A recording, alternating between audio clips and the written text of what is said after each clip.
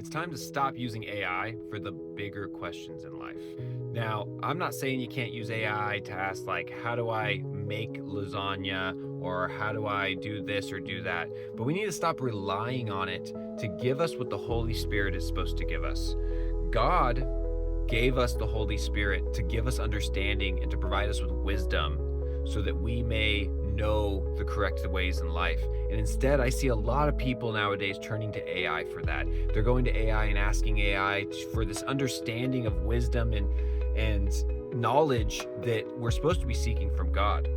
And I want to say, if we go to James chapter 1, verse 5, it says, if any of you lacks wisdom, you should ask God, who gives generously to all without finding fault, and it will be given to you.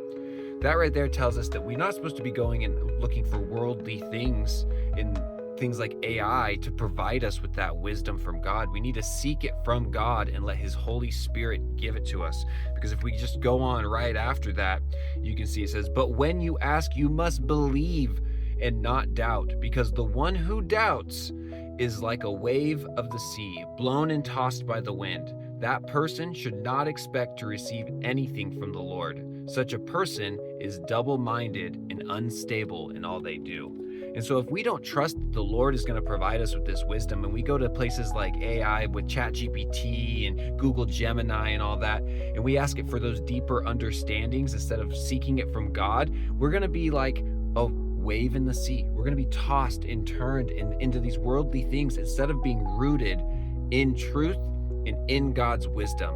And I'm not saying this against anybody else, because I've fallen guilty of this as well. I have turned to AI for better understanding of things, and I've just had this overwhelming sense that God has told me that that is not the correct way to go about this. But what we truly need, is to seek His wisdom and His understanding and trust that He will provide it for us.